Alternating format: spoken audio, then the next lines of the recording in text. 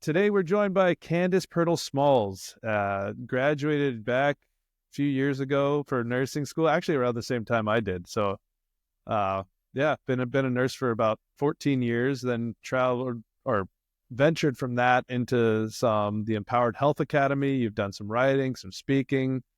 I actually we didn't even get into whether or not you're still doing nursing. So we'll talk about that during the show today. But it sounds like you had an early start into adulthood as a teen mom at the age of 16. And from that, you were still able to get through nursing school and then become a nurse entrepreneur. So a lot to talk about here. Welcome to the show. Thanks for joining us. Thank you. Thanks for having me. I'm so excited to be here. You guys are amazing. I like watching your podcast. You guys are awesome. So thanks for having me on board. Oh, well, thank you. So I guess just we'll start. I mean, 16 is pretty early. Now that was, for me, that was like a lifetime ago. So 16 is a pretty early place to start. So you had a kid at 16. How did you get through that and become a nurse, and why did you become a nurse? Absolutely. So having a kid at 16, that was one of the things. Started my life early. Teen mom. I'm a teen dating violence survivor. So all the odds were stacked against me, but I had a lot of support from my family, and they're like, my mother specifically was like, you're going to be somebody. So she was a nursing assistant, working in the hospital, mental health specialty. So she was like, you're going to need a trade. You're going to go to vocational school. So we need you to at least have that. So that's what I strive towards. But when I lost my grandmother when I was 16, 17, I didn't know what to do. I didn't know how to take care of her. She started having some late signs of Alzheimer's and esophageal cancer. And I felt helpless. Like, what can I do? I don't know anything. So I couldn't save my grandmother, but I made a vow to myself that I'm going to be able to save somebody else's grandmother. So that's what really started the tip of diving into the healthcare spectrum. And what age was that? That was actually 16, so 17, 18. At 18, I got my certified nursing assistant certification, got my CNA, and I was already starting to work at the hospital at 19 years old. I was the youngest in the hospital, already working as a nursing assistant. Okay. And healthcare, like, that's such a vast field. What made you choose nursing as opposed to some of the other choices that are out there? So I think nursing actually, it chose me. So healthcare field, it is like, it's huge. It's so many different things, but I really want to focus and go into psychiatric. My background is mental health nurse. That's my specialty. And I was going to go for psychiatric technician. However, the psychiatric technician, it's very specific too. So you can only work in psychiatric services.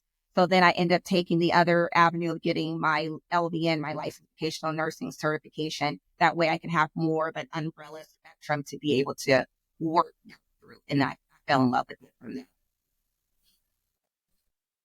That's such a good point, though. Like the whole, just the vast amount of different areas and jobs you can do as a nurse compared to some of these other specialties, like being a CT tech or a psych tech, or even being a doctor. I mean, they kind of get pigeonholed into whatever their specialty is. So this is not going to be anything close to what you dealt with, but I played soccer during nursing school. Where is this going? Just hear me out. Hear me. Just follow me for a second.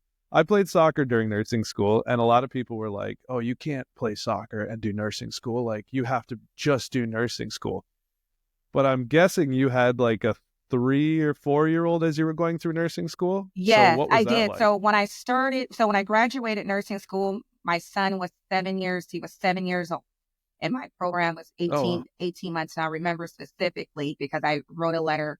Our instructor had all the students write a letter. And I remember it was like, mommy is going to have time for you. I remember 7 years old. Because in nursing school, as you know, everything goes black. Everything goes dark. Like, go to the metal. There's no coming up for air. Like, you're missing family events. You're missing fun. You're missing dating. You're missing all those things. So I remember he was 7. So it was 5 when I went into the nursing program. Yeah. But younger than that, when I started my prereqs at the junior colleges, actually Napa Community College, I went to, and Solano Community College. Fun fact, because you're from the Bay Area, or the Bay. That's where I went and got some prereqs done. Oh, that's cool. Yeah, we get Napa students at the hospital I work at right now. So that's kind of cool. You're still wearing the green scrubs. Was that what you guys were wearing back We then? have blue. We have blue. Okay. All right. Yeah. Yeah. So that, I mean, obviously that would be tough. Like, I mean, first of all, I don't think I did nursing school right because I was not, I didn't cut out any of that stuff, which is probably why I had to repeat a quarter, if I'm being honest. Uh, Not the best nursing student, but I had a good time. But we made it through. And so for you, getting through that with a kid, I mean, was there anything you would change about that experience? Was there any regret you had in terms of like Yeah, missing it's time? rough. Like everybody asks me all the time, is nursing school hard? And they're like wanting like this magic. They want me to be like, oh no. And I'm like, oh, or like, man, nursing school was hard. Like I was not the smartest in my class. Who would have thought I would be a professor, at the nursing college? We never know what's planned for us, right? It was really, really hard. I remember crying, doing dosage calculations. And on my paper, I would always have tear marks on my paper. And my instructor would be like, Candy, you crying again? I'm like, yes, because I wanted it so bad. That was the first thing in life, the first thing that I can really accomplish besides being a fifth year senior in high school, graduating a year late, besides, going into the nursing school program and not even passing my TEAS exam in the beginning. I failed my TEAS exam. A lot of people don't talk about the failure. I failed it.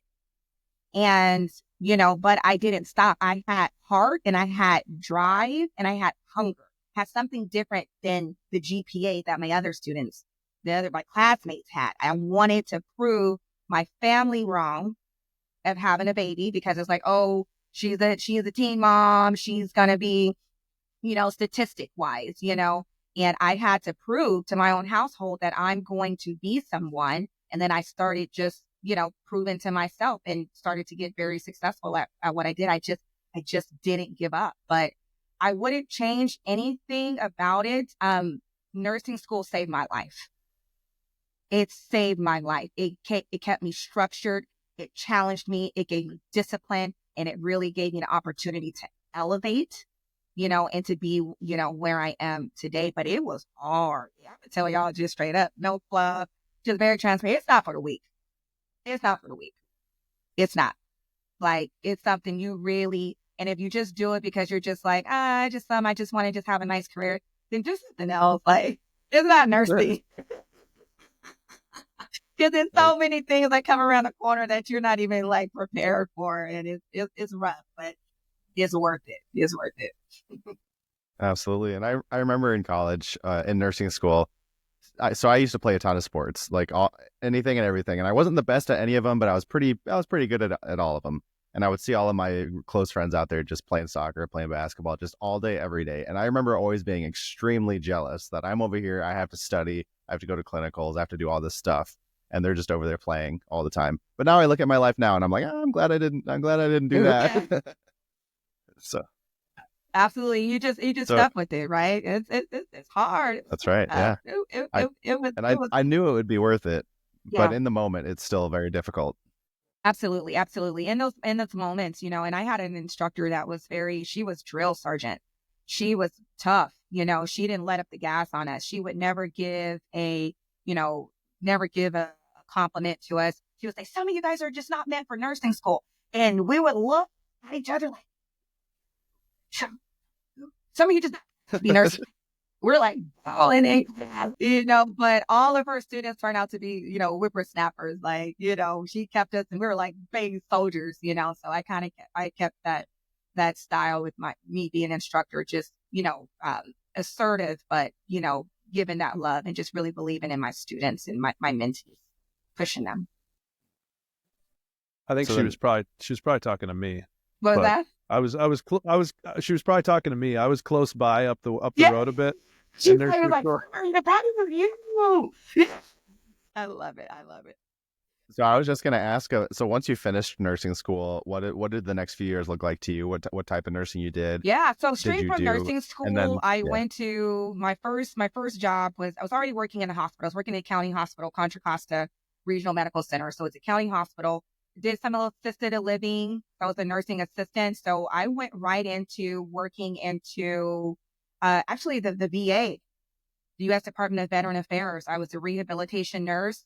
So we have all the TBI, traumatic brain injury guys from Afghanistan, Iraq. So a lot of, thanking the service for all of the military, individuals out there. So I cared for them for about 6 years in a rehabilitation. We had like a career, not a career, an in-living inpatient. So the veterans were able to come to the facility and stay there and do their mental health, do their rehabilitation, wound care, and all those different things. So the first year it was challenging for me because I was bridging from CNA to LVN. I was a nursing assistant, but I'm all about like is power in speaking. So I, as a nursing assistant in nursing school, my end of nursing school, I saw my old supervisor coming down a hallway in the hospital. And I just asked her and I said, I'm going to be graduating nursing school soon. If you have any positions for me, feel free to let me know. I'll take whatever I can get. She had her clipboard. She was like, okay, Candy. Okay, I'll keep that in mind. A month and a half, some change passed. And she saw me. She said, hey, I got a job for you. And I'm still in nursing school. She's like, it's going to be Monday through Friday. Weekends and holidays off. You're going to be working in the GI lab and you're going to be running the GI lab, scheduling all of these colonoscopy procedures and GI procedures. And you'll have your own office, by the way. How does that sound? I was scared to death because be careful what you ask for, bad or good, right? Because I'm like,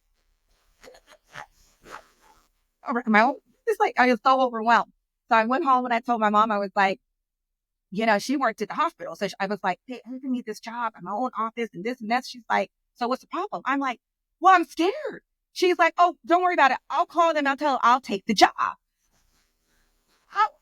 I want the job, right? So I did it. And so I'm working in this nursing position, scheduling all these GI procedures. I figured it out, and then I'm stuck. I still have a CNA title because I didn't pass my NCLEX yet. I didn't finish school. So once I finished school, my supervisor said, Candy, hurry and take your NCLEX exam because I want to get you in this position with your nursing title. I'm going to retire. So for all you people who think like it's about who you know, I'm here to tell you it is about who you know. Fun fact. For real. I'm not going to even waste your time. It's about who you know. So I took the test. I was getting married that year and I was, my son was young and I took that test. I was not ready to take that test and I bombed it. I failed in class. People are not going to tell you that. People are not going to tell you they failed or not. They're going to tell you the success. So I failed it. And so I'm bummed. I just remember if you get like a thin envelope, you pass. If you get a thick envelope, you fail because they got to tell you what you need to do, what to study, what's successful. And so I got the thick envelope and I remember just crying on a bathroom shower. The water's hitting on me and I'm just crying. I'm so humiliated. I'm so embarrassed. Everyone knew I was in nursing school because I blasted it everywhere as a nursing school. So everyone was waiting for me to take this test. So I'm in my office and I have my head down like this. And one of my mentors came in and she's like, Candy. And I'm always like, so like bubbly. It's like, what's the matter? She could see it on my face. And I'm like, I failed my NCLEX. She's like, what's the problem? I'm like, I'm a broke nursing student. I have no money. I have a little kid and I spent my last money on this test, this NCLEX exam, and I need to make money. She's like, well, hold on a second. So she went and got her checkbook, came back into my office and was like, who do I need to write the check to? And I'm like, she's like, who do I need to write the check to? Pay you the money back. And she says, no, Candy, I want you to pay it forward. So I share my testimony. I share my story of my failures and I pay it forward because us nurses need to hear that. No one talks about those things. We just see the glitz and the glam, but we don't talk about those things. So I retook the test and I passed. I passed it. I'm here today, right? So just don't give up. Don't give up. Don't give up. I saw a nurse, a registered nurse in med surg, and she was holding an IV bag, hanging the IV bag, and she told me she took her NCLEX 6 times and passed it. And that gave me motivation because here she is with her title. It just says her name and her title. It doesn't say took the NCLEX exam 1, 2, 3, 4, 5 times. It doesn't matter how long it takes for you to get to where you need to go. It just matters what you do when you get out from when you fail, right? So hopefully that can inspire somebody. That's what it is. Definitely. Yeah, I like to tell the story of, because however many questions there are, 240, something like that. Yeah, it's like I took all of them. 240, and then it's like it'll like shut off if like once it, like the algorithm knows that either you know what you're talking about or like get the heck out of here. You're playing games, like come when you're ready. You're not ready. You don't know.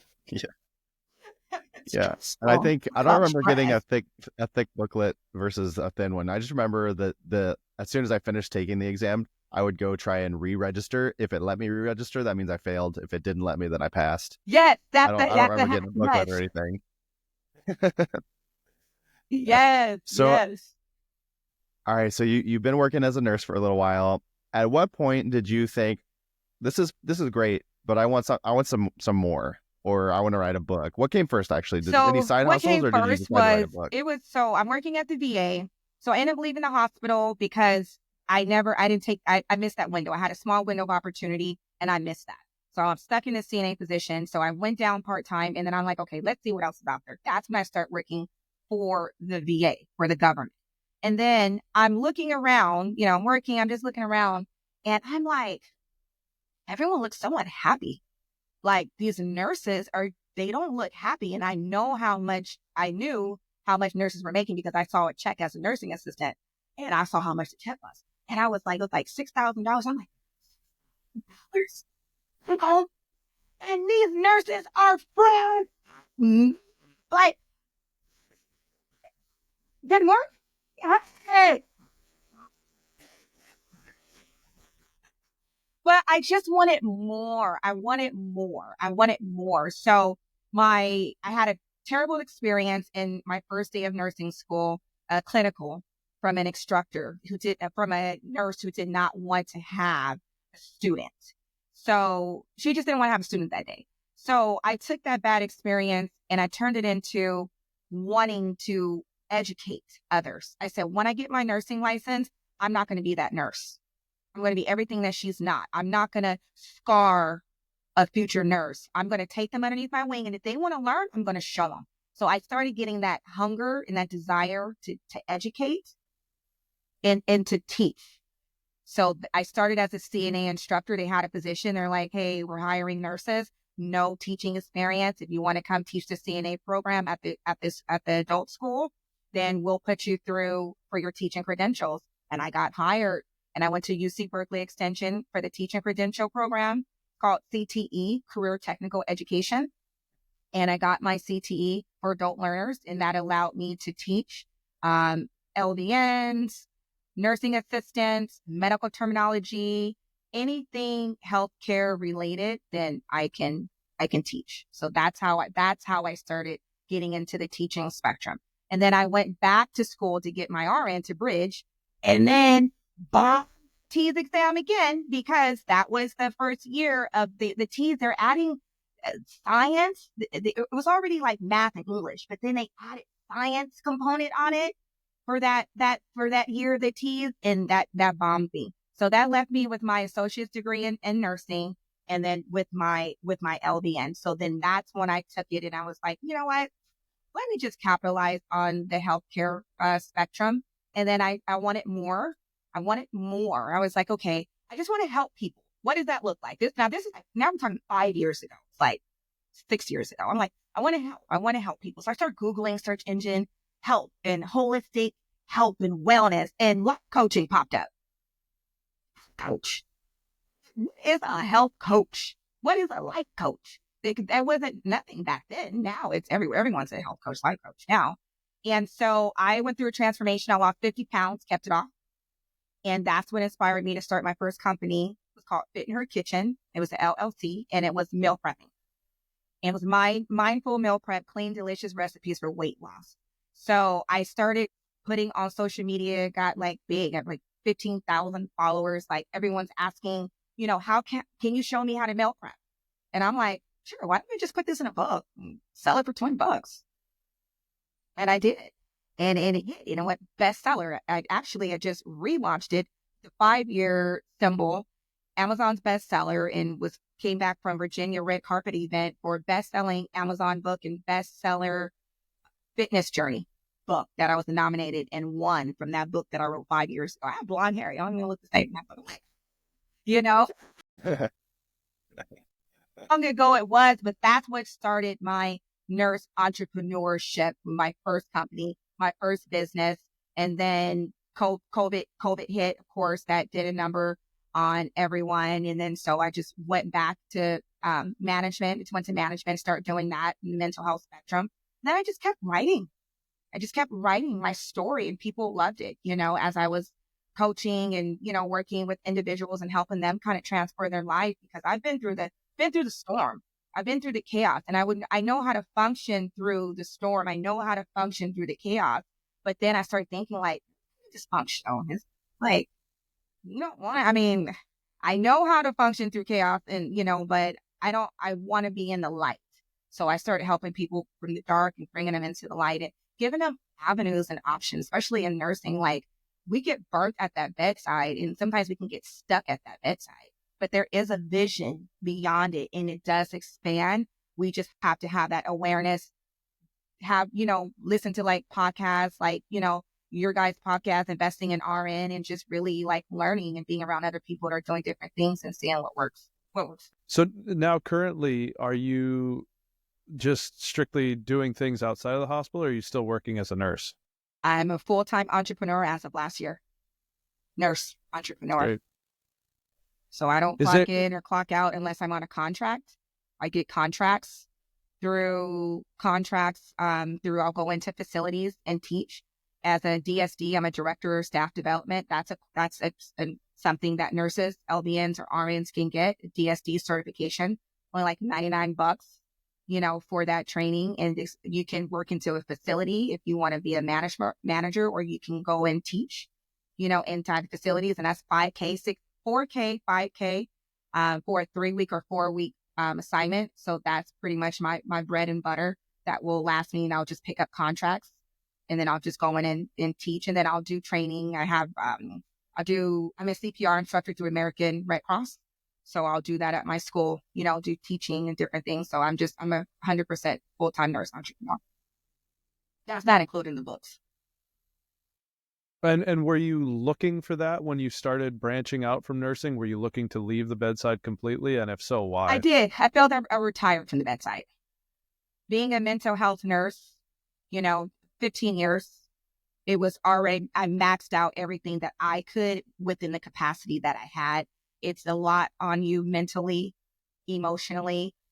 We're not prepared for those things. That's what caused me to write my newest book, Nursing Aspirations. It's a guideline for the mental health component to help you prepare for nursing school, and I just make it a mission to just help our future nurses. And then I give the current nurses, mentorship and help them start their own companies. I help them start their businesses and launch their businesses, whether they want to write a book. We have a self-publishing company as well. Leaders, Right to Make Millions, Legacy for leaders, and to help them write their books, to help them teach their courses, and we just expand from there. Because it's a lot. It's a lot. So so full-time retired from hospital settings. Would you say that your training in nursing? Well, I mean, it's more than just that. It's when you started your career, you got started really young, had a kid, then went through nursing. All of these struggles that you went through, failing boards, doing all this stuff. How did that set you up for what you're dealing with today? Because as an entrepreneur, it's a completely different world. And how would that, if there's a nurse that wants to get into this? It's different. It's night and day. The street smarts. I have street smarts. Street smarts and the book smarts is what set me up for success. You could be book smart all day, and I've already shared with you guys that I didn't have the highest GPA. Or I should say, and I had street smarts and I had heart. So it set me up for the failure component. I always work backwards. I study failure. The success doesn't tickle my fancy. I like the pain. We learn through pain as humans and individuals, what worked, what did it, what strategy did you use? What did they not? So that really set me up. And and it's really hard for me to take direction from people. I'm allowed to be led, but it just gets to a point to where it's just like, yeah, I need to work for myself. I need to work for myself. I work better. I'm a team player, but I like to I'm a creator. I create. And what I was starting to find is that my brain was starting to expand as I started, when I've lost weight, I started having more mental clarity and I started wanting to create. And I couldn't create on a 9 to 5. I couldn't create a 12-hour shift and then be off for 3-4 days and I'm got tired. Like I felt like I should be doing something more with my time. And I still wanted to help the patients. I still wanted to provide service to the community and make an impact on the world. But I knew I couldn't just do it at the bedside. I felt like it was something more for me and my story that I can get out there and do. And I couldn't do that stuck in the hospital. Yeah. Yeah, I think it's interesting as you leave the bedside, it's like, we all became nurses for a reason to help people. And I think there's almost like this guilt when you're leaving the bedside that you're not helping people anymore. But, as it sounds like you found and what we've found that you can help in another way. Yes. And I think that's something we've really enjoyed about this entrepreneurial journey, and then now doing the podcast and just trying to get things out there for other people. And we're both still working. Josh is a CRNA, and I'm still working as an ER nurse. But it is an interesting like mind shift to think like, oh, actually we are still helping. It's just like a different way. Right. As far as what you said about losing weight and feeling more energy. And it's not necessarily a weight thing, but just like a diet and just kind of lifestyle thing. What are some of the, I guess, fundamental changes that nurses can make? Because nurses historically have terrible health habits. Yeah, absolutely. What are some fundamental changes that people can make? So I would say the fundamental changes would be number one would be to monitor what they're eating, right? And you're just like, okay, well, how do you do that? You're on a go. So really what helped me, and I can speak to myself and to my clients that I work with, really is getting disciplined and preparing your meals. Like just knowing have a little time on a Sunday, 2 to 3 hours, dedicate that to self-care time. I'm going to love me so much. I'm going to set my week up for success. And I'm going to prepare and make sure I got my chicken and make sure I got my broccoli, my sweet potatoes, make it fun, jazz it up, and already have that. You're saving money and you can monitor your calories. So when you're hungry, you can just pull from that. So that was a big thing with the meal prepping. And then the other thing was just really discipline. And to be a nurse, you're already disciplined. I mean, whether we like it or not, we're already disciplined. So we've already made it. But really just being disciplined on really trying to add in that workout component, because you're walking a lot all day, but you still need to be able to move, that movement, working out. So I would say with our eating habits, making sure that we're having good habits, because if we're not prepared, you're going to snack, you're going to go to the vending machine, we're up late, we're not resting. Really try to get that self-care. And sometimes it's like saying no if you can't pick up that extra shift, right? Like don't kill yourself. No one's checking on the nurses. We're suffering. No one's checking on us. We're the heroes. We're the leaders. We're doing this, but who's making sure? Did you eat today? You can't even have food at the nurse's station, and you can't eat at the nurse's station, and then you can't drink. We drink a water bottle at the nurse's station. God forbid the state comes in and you got a water bottle of water, right? And then so it's kind of like, what can we do here, right? So we have to take charge of our life. We have to take charge of ourselves. We have to get balance and making sure that we're setting ourselves up for success, whatever that looks like. So really our food intake, our water intake, and really trying to get the proper rest and exercise. It's like, yeah, we all know what to do. We know what to do, but it's really making action. Start by taking those small goals and then, celebrating those small wins, those small goals, and just want to be a better you. Especially now, it's like holiday time. We're about to all dive in and eat and do all those things. And then New Year's come and then we're like, oh, let's test off this membership. let me go. I'm not even going to go on the first day. I don't even want to be. I'm going to wait. Everybody's not going to go after the first week. It's going to be packed. Can't get on treadmill the first week. You can't get on treadmill at the gym. It's going to be full. The second week, Mr. it's Opportunity. going to be empty. And you can go. Yeah. Yeah. So those are the main things. So discipline, structure, and really just try to keep that motivation to really just take care of yourself, because it will pay off in So I want to bring back to mention the books that you've written. And then before we started recording, you were talking about some speaking engagements that you've gotten into. And I'm curious, like what the financial structure, what's the business structure around writing a book? Because I mean, what I've heard is that you write a book and then usually you don't make anything from it. Usually it's more publicity. Do you actually make any income from that, or is that just stimulate more speaking engagements, which are paid, or how does that work? Yes. So, and that's good. And that's what we do in our course, our Leaders Right to Make Millions course we talk about, because the book is not, a lot of people think you write a book and you're going to be rich if you're a bestseller. No, if you're #1 bestseller, New York bestseller, right, then now that's going to be generating a little bit more. But if you're bestseller, that's not going to pay your bills.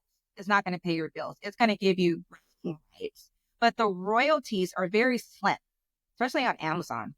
Like the royalties are very slim. So you don't really make much out of the royalties. You get money, you generate your money from, like you said, your speaking engagements. If you create courses, if you're teaching, that's where you start to make your money, especially those speaking engagements. So if whatever book you have, you're going in and you're going to speak, you could do book signings, you can start generational wealth through those components. And you have to market and you have to let it sell itself, right? A lot of times people write books that they're not really proud of. They're like, oh, I wrote a book, but I don't really, you think if someone's just because it's on Amazon, people are going to buy it. Like, it's not. You have to be out there in the world and you have to really put yourself out. And you have to have a book that you can teach somebody how to overcome, how it can show you how to make the first million in 10 months or 12 months, or it could teach you these principles, these key success to life in 90 days. People want something fast. Teach me something fast. Teach me how to make money quick. Teach me how to save time. That's the books that we buy. No one cares about your story. No one cares about your life story. They just don't. I mean, unless you're already famous, and then they're like, oh, okay, I want to know your story. But other than that, I mean, they don't really care too much. They want to know, what can you do for me? How can I get there? How can I show you how to get there? So that really comes from those speaking engagements. You can get a lot of money from the speaking engagements. It could be, your contracts could be anywhere from $5K, $10K, $18K. Just depending on who you're speaking to, who your audience is, whether you're speaking in high school, middle schools, colleges, conferences. The higher up, the more money you can get from your speaking gigs. And how do you find those? No, I'm just kidding. Yeah. No, does everybody reach out to you?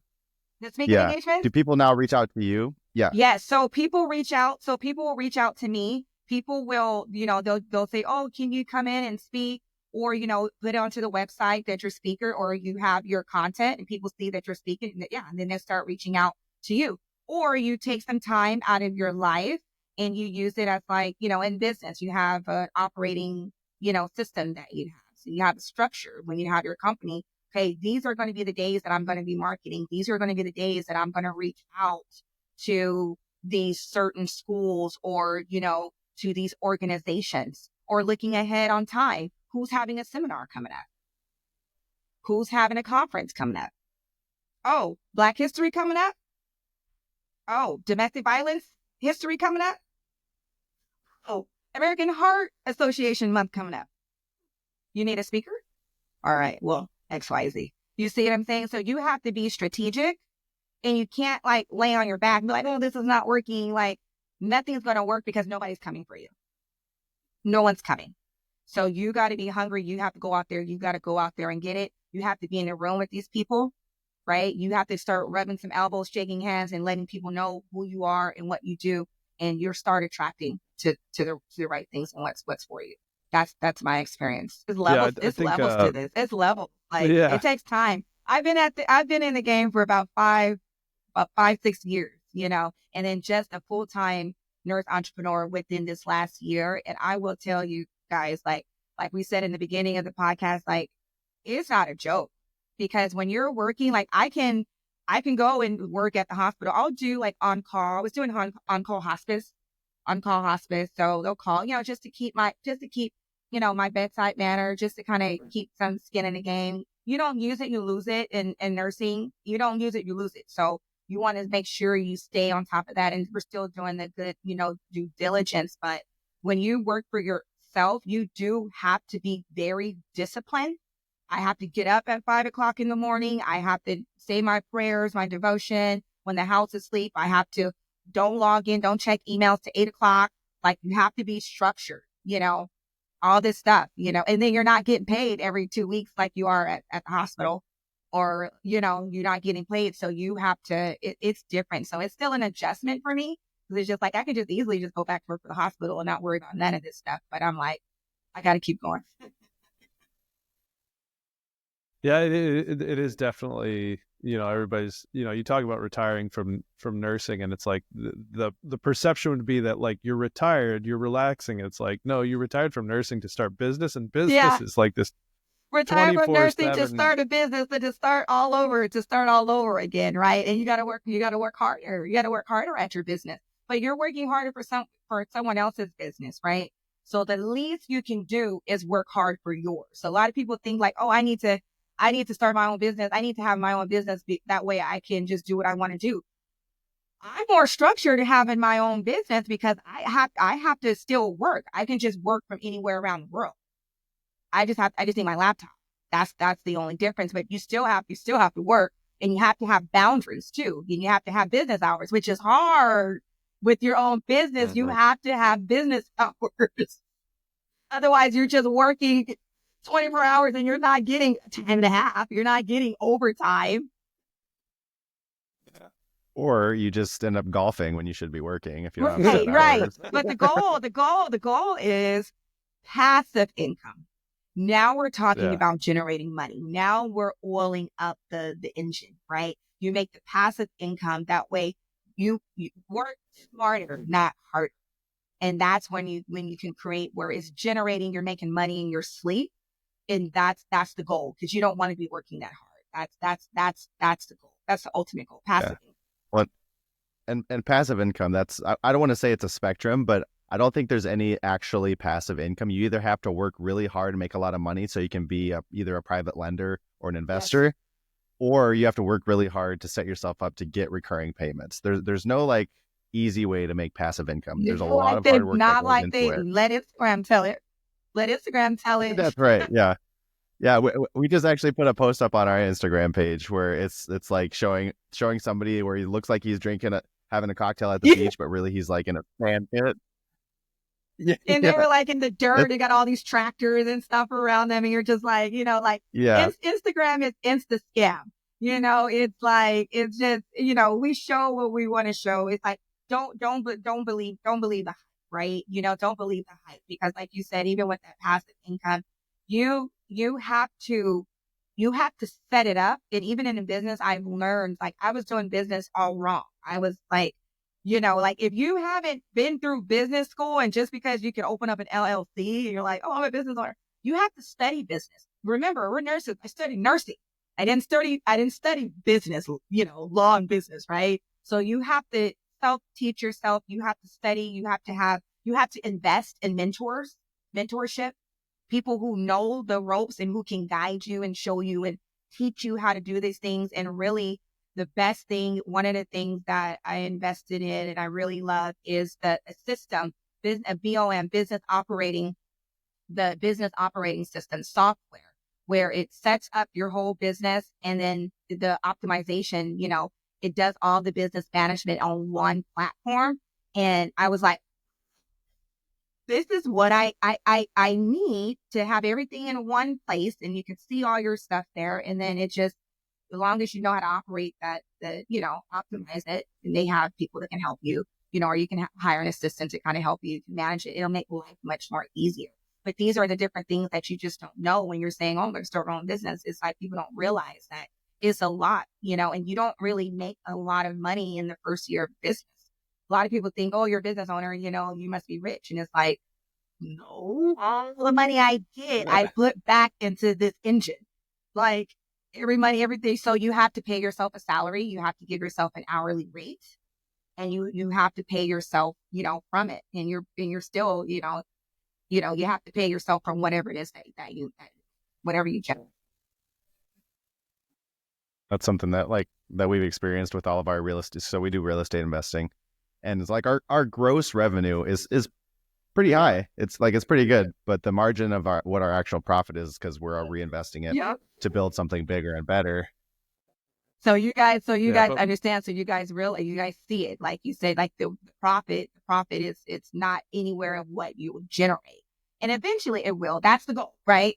That's the goal. And then if you invest right, and when you make money, you have to make make money for you, because the money itself is not going to be enough. You have to really be very strategic and really be business savvy, and really learn from people in the rooms that have the answers, right? And if you're the smartest in the bunch, then maybe you need to get a new bunch of friends. So your friends are going to start looking different. They're going to start talking different. Your tribe is going to look a little different as you start elevating in business, and as you start investing into different categories and genres.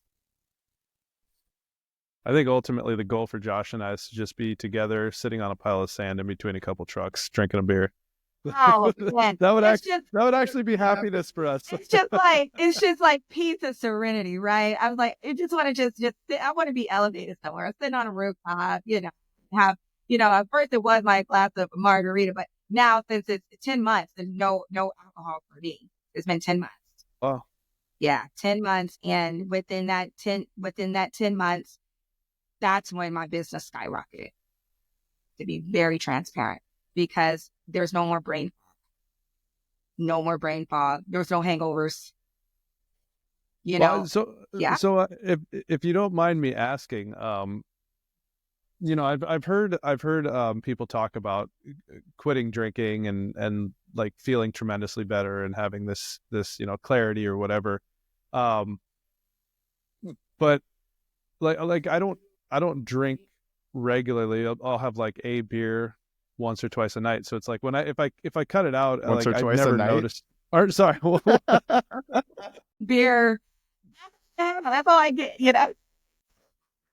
If I have every couple hours, but I skip breakfast, so it's a wash. Right. I'm just kidding. But I guess what I'm asking is, like, were you like a daily drinker? Were you like just drinking pretty heavily on the weekends? What did your habits look like that made you feel so much more clarity now that you quit it? It was, so I would think, okay, I come home, my routine would come home, have a glass of wine.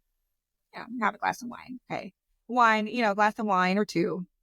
But now this is Monday, Tuesday, Wednesday. Now Thursday comes out. It's Thirsty Thursday, so you got to spice it up a little bit. Now Thursday, getting ready to start for the weekend. Have a margarita. Right now, it's Friday come. Now it's it's happy hour. Right, Sundays. Oh, mimosas on Sunday. Right, so you start thinking, you don't realize it because you're going to work, you're functioning. You're taking care of your business. You're doing everything you're supposed to be. You're getting promoted at work. I was program director for a 12-bed residential facility, so I had 17 employees, and, so you're doing all the things. So it's not really an issue, but the thing is, when you start thinking that, it's like, wow, that's coming to be every day, maybe 5 days out of the week, 6 days out of the week. That's a lot. That's not including a hangover. Hangovers last 3 days. I'm 40. I just turned 40. She's 40.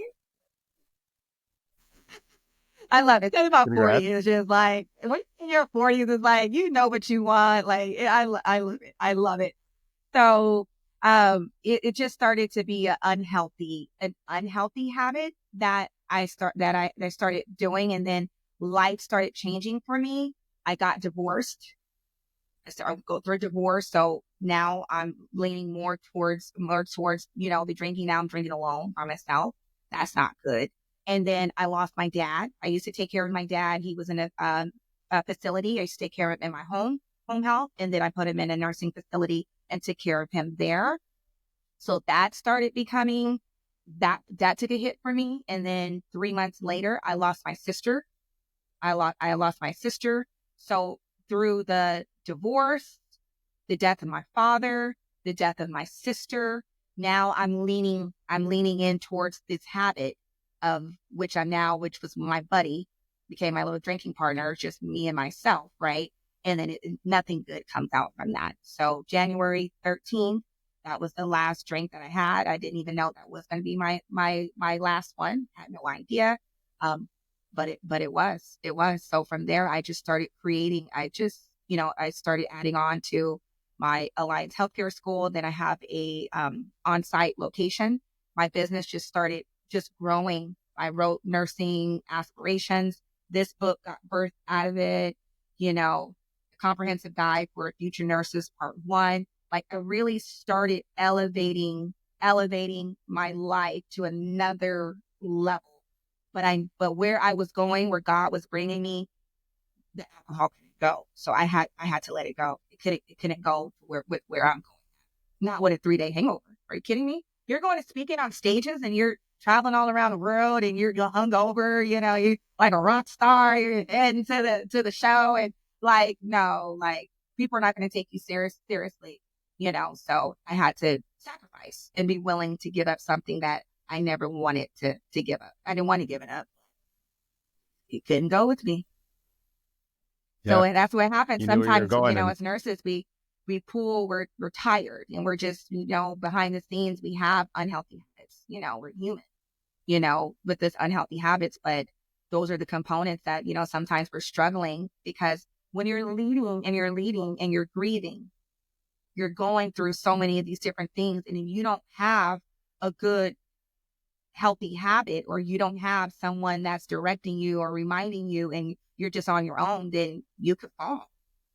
You could really fall. Like a lot of nurses, I know a few that did not make it. I put a dedication in this book to one of my nursing students. She didn't make it, struggling behind the scenes. A lot of people don't know that as nurses, we're not perfect either. We're human, and we're at the bedside leading, and we're going through so many different things. That's why mental health, it comes back to the mental health. We can't bypass that. Before I do anything with my students, I don't care. Before we do anything, before we get into the curriculum, I'm checking on your mental health. How are you? You can look on Google. I got all my comments from the school, all the students. I'm still in contact with my students from 5 years ago. Now they're directors at hospitals. I taught them. They're wound care specialists. They surpass me. And they always say, Nurse Candy always checks on our mental health first. How are you? Because if you're pouring from an empty cup, baby, let me tell you something, none of it will matter. None of it. It won't even matter if you're not okay. So you have to be okay with not being okay and start leaning into those good habits, whatever that is, and cutting some stuff out. If it's not a problem for you and it doesn't fit for you and it's not your conversation, then that's great. But for the ones who know who it's for, just because you're functioning and you're taking care of business and you're elevating and you're a leader and you're getting promoted and everything is going good, but really you're only giving yourself like 65% of what you really could be functioning at if you had a more clear mindset. It took 40 years to get there. I mean, I wish I would have known this before. I wish I would have known that. I wish I would have known that. I did not know. I didn't. I can't hear you, Colin. Well, I was just going to say, I think it's something that's like a lot more common than we realize. And just like the productivity that you have when you eliminate certain things. And it's not necessarily just alcohol. It could be anything. It could be Instagram or whatever, but yeah. Before we jump into the final five, I wanted to ask about the Empowered Health Academy that you started. Can you tell us a little bit about that and who Absolutely. you're aiming to serve? Absolutely. Empowered Health Academy. So founded Empowered Health Academy last year. And we are an Alliance Healthcare School. We're located in Sacramento, Carmichael. Our school is there. And we have a pathway program, pre-pathway program, and to help you get into the nursing school. So we have partners as Grand Canyon University, Western Governors University that are partnered with our Empowered Health Academy that provide scholarships for all of our members that are interested in going into the RN program, ADN, or BSN program. And so what we specialize in our pathway program, it's a 12-week program. It could be hybrid or it's online. So online e-learning courses from our e-learning platform that helps prepare our nurses into nursing school mentally, emotionally, physically, all of their professional and personal development. So that's our specialty program that we specialize in our mentorships. Yeah. Very good. And so this is specifically for nursing students. Is this something that you started, or is this something that you joined, or how does that Something work that I out? started. It's something that I gave birth to. I gave birth to last year when I got laid off of I was the program director for the 12-bed residential mental health and substance abuse facility. And I got laid off. They started having cuts. So they were cutting people off. And I did not know they were going to cut the boss off. I had 17 employees. And they called me into the office one morning. And I was the program director and administrator. So they called me into the office one morning and they said, we had to make cuts. And you're one of them. They're always going to make cuts from the top. They could not afford to pay the salary that they were paying me. So they said, we have to make some cuts. We have to let you go. They said, if you have any questions. I said, absolutely not. Here's your laptop. Here's your iPad, 2 cell phones, badge, keys. I'll send them to you in the mail. Deuces. And I fell flat on my back. And I was like, God, what do you want me to do? What do you want me to do from here? This is my window. This is my time, because I already moved from Walnut Creek, Bay Area, to Sacramento, California state capital, where I'm at now. So I was commuting for a year. So I was ready to be done anyways. And life was happening to me. So I needed to do something. So I gave birth to Empowered Health Academy. And that's my baby. And from there, I developed, we're a team of 8, team of 8. And then I have a co-founder, my business partner. Yeah. And that's how and then we built our partnerships and sponsorships and every year. Last year we had our first, this will be our second, back to school brunch that we do it for free and have all of the aspiring nurses come. And I have all my nurses that I taught come and do workshops. It was a great success. We had brunch and food and vendors and speakers, and just amazing to see everything just come together in full circle. So I took pain and I made it into purpose. Again, that comes from being a teen mom. That comes from not being undefeated. That comes from being a teen dating violence survivor, right? That comes from fighting all my life, and I was ready to receive. I was ready to be obedient to receive whatever it is that God wanted me to do, right? So that's what I did, and that's where I'm at now. And I took a chance, took a risk. As you got to be a risk taker, and you have to have faith.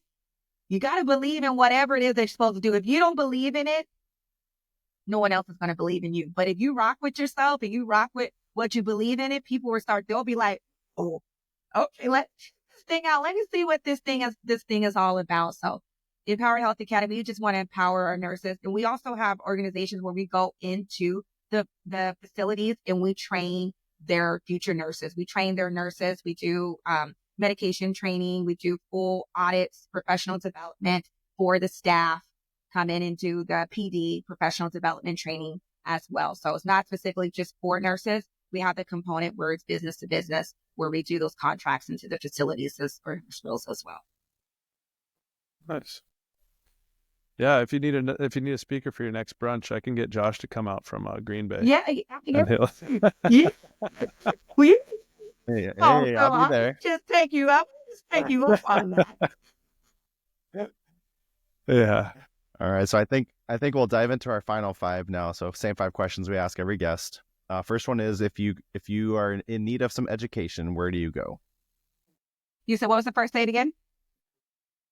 If you're looking to educate yourself on any topic, really, usually it's kind of geared to finance, but really any topic, where do you go? My go-to is YouTube.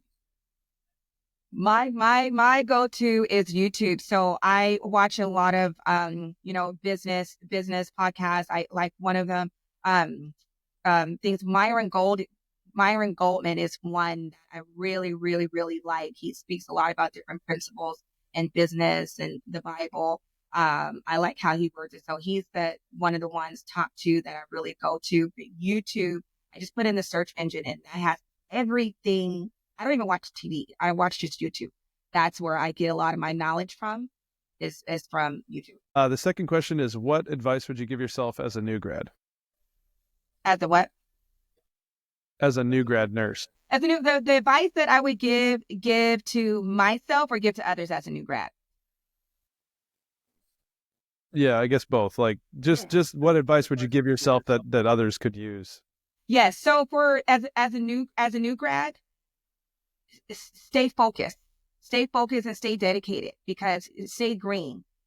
Take whatever you can get, apply everywhere. A lot of times people say, oh, there's no jobs, they're not hiring. There's always jobs, and people are always hiring. So you have to really put yourself out there. That's not the time to be vulnerable. That's not the time to not speak out. I've gotten so many opportunities as a new grad by speaking. There's power in speaking. So ask, let everybody know that you're looking for a job and be willing to commute. Your job is not going to be your first job is not going to be your dream job. It's not going to be your dream job. It's going to be a job that's going to give you experience. It's going to give you a bedside experience, and it's going to give you that experience to be able to start providing that quality care. So just apply everywhere. And if you got to go outside of your radius, if you have to commute, then be willing to do that. You got to work night shift. Everyone wants to work day shift. Everyone wants to work AM. Someone wants to work on the weekends. But newsflash, as a nurse, you got to get whatever. You got to work from the bottom of the barrel till you get to the top, baby. Like, you just got to get your foot in the door, and then you can elevate from there. So whatever job they give you, take it and start building that experience. So that would be my advice to the new. All right, third question is, what excites you about the next 12 months? This is the best that I have been, this version of myself that I have not even met. So this is the best of me yet. So I am so excited for these new projects that I'm going to be releasing.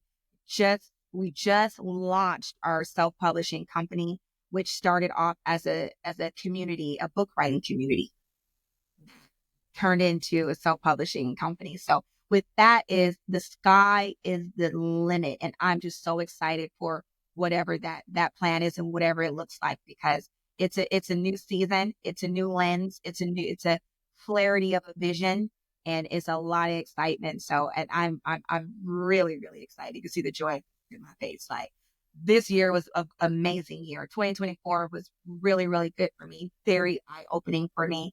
2023 was very dark as I was mentally just recovering from disparities of life. And 2022 was worse, so now I went through the storms. Now I'm elevating into that sunshine, into the beauty of life. And I'm excited. 2025 years is going to be my year. I'm claiming it. So the fourth question is probably my favorite of the five, but how do you define success? Success is happiness. Success is peace. Those are two things that you cannot purchase. Success it's not monetary. Monetary comes and it goes. Peace of mind is something that I'm not willing to bend. I'm not willing to negotiate. My peace is something that I worked hard to have, and that it won't bend. So success is peace. Peace. Just peace within yourself, happiness within yourself, and everything comes along with that. That's success. A lot of people say, oh, it's having all the money in the world and having all the money. Well, you read the research and statistics, you can have $1 billion in the bank and people are still wanting to take their lives. They're not happy. You can have all the money in the world. Money does not buy happiness. And people say, well, let me have the money and then I'll figure it out. Money, there's a lot of lonely people, a lot of lonely rich people. Richness, rich is rich. Richness is peace for me. Richness is happiness for myself. Because when you don't have it, you still have your peace of mind. You still have your happiness within yourself. Everything else is just a cherry on top. You can gain something and lose it. So that's success for me. All right. Final question is, what's the biggest mistake you've made and what can we all learn from it? The biggest mistake, I would say the biggest mistake I have ever made in life was not having boundaries. Because not having boundaries, and that could be with relationships, it can be, in jobs. When I didn't practice boundaries, when I was a yes person, when I was a people pleaser, when I did everything, I showed up for everyone, I was yes, I didn't want to make anyone upset.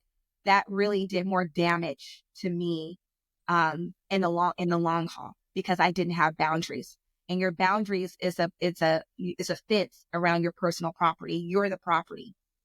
You're the property, and the boundaries is the fence. So now that I have boundaries, I can see whoever's going to step on my property, which is my fence. I'm watching because I know what to look for. And I use those boundaries and, and whatever it is. I left jobs for boundaries. I left my marriage for boundaries, right?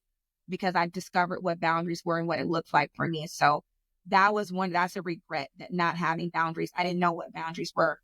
I didn't know that you can actually have boundaries and people can still respect you, with those personal boundaries or those professional boundaries. You're working hard and someone's like, oh, can you work this shift? And can you work the shift for me? And you really don't feel like it, you can say no, but feel free to let me know next time that you needed to, it's okay. People are going to take. People are takers. There's takers and there's givers, right? And if you're a person who's always giving and people are always taking from you, you have to realize, like, okay, where is this relationship going? Tug of war. I want to start saying no. We're in November right now. So no, it's okay. And you don't have to give a reason. Just no. That's it. It's that period. Drop the mic. It's like, I don't have to because you. Oh, thank you. Yeah, that's been a hard one for me 40 too. years of wisdom. I'm giving you guys some gems. I'm dropping some gems on you guys. That's 40 years of wisdom. It takes a long time to get in that space. It takes a long time to get there, but it's something to work up to, and it's something to have awareness to know that it starts with you and it starts today. And if you are a person who practices healthy boundaries, right? The opposite of healthy is what? Unhealthy, right? Unhealthy. Unhealthy? So there's class today. Nurse Candice is going to be teaching today.